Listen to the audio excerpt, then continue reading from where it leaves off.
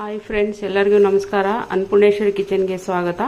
ಇವತ್ತು ನಾವು ಉತ್ತರ ಕರ್ನಾಟಕ ಸ್ಟೈಲಲ್ಲಿ ಸೌತಿ ಬೀಜ ಪಾಯಸ ಮಾಡೋದು ಹೇಗೆ ಅಂತ ತೋರಿಸ್ತೀನಿ, ನೋಡ್ಕೊಳ್ಳಿ. ಮೊದಲಿಗೆ ನಾವು ಈ ಥರ ನೀರು ಕಾಯೋಕ್ಕಿಡಬೇಕು. ಇದು ಕೈಯಿಂದ ಮಾಡಿದ್ದು. ಇದನ್ನು ಈಗ ನಾವು ಯಾವ ರೀತಿ ಮಾಡೋದಂತ ತೋರಿಸ್ತೀನಿ, ನೋಡ್ಕೊಳ್ಳಿ.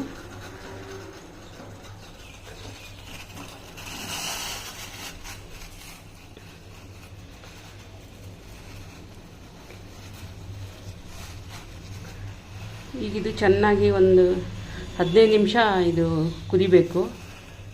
ಚೆನ್ನಾಗಿ 15 ನಿಮಿಷ ಕುದ್ಮೇಲೆ ಸ್ವಲ್ಪ ಹಾಲು ಹಾಕೋಣ.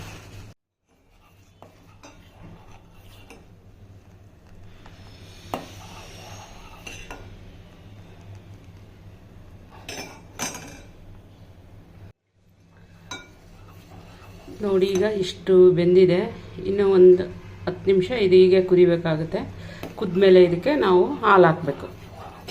ಭಾಳ ರುಚಿಯಾಗಿರುತ್ತೆ. ಮಾಡಿ ತೋರಿಸ್ತೀನಿ ನೋಡಿ.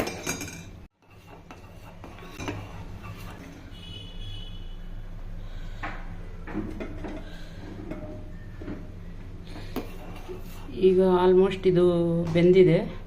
ಇದಕ್ಕೀಗ ನಾವು ಹಾಲು ಹಾಕಬೇಕು.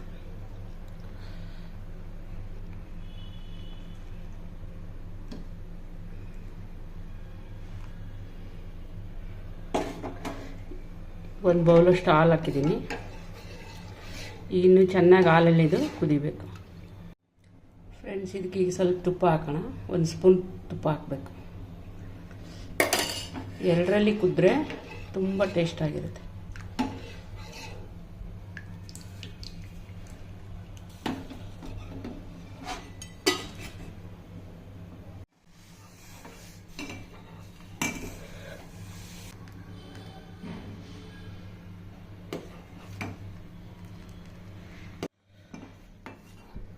ನೋಡಿ, ಬೆಂದಮೇಲೆ ಈ ಥರ ಸಾಬುದಾನ ಥರ ಆಗಿದೆ. ಈಗ ಇದಕ್ಕೆ ನಾವು ಬೆಲ್ಲ ಇಲ್ಲ ಅಥವಾ ಸಕ್ಕರೆ ಯಾವುದಾದ್ರೂ ಹಾಕ್ಕೋಬೋದು.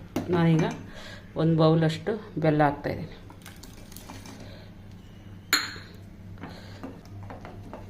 ಈಗ ಇದು ಚೆನ್ನಾಗಿ ಕುದಿಬೇಕು. ಈಗಾಗಲೇ ಪಾಯಸ ರೆಡಿಯಾಗಿದೆ. ಇದಕ್ಕೆ ಈಗ ಸ್ವಲ್ಪ ನಾವು ಏಲಕ್ಕಿ ಪುಡಿ ಹಾಕೋಣ.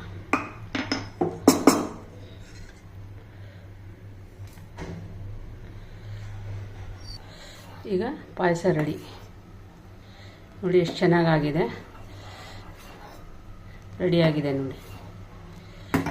ಈಗ ಸ್ಟವ್ ಆಫ್ ಮಾಡಬೇಡ.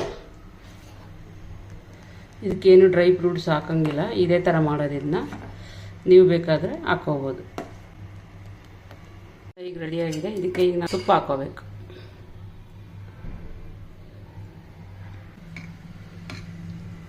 ನೋಡಿ, ಸೂಪರಾಗಿ ಆಗಿದೆ ಪಾಯಸ.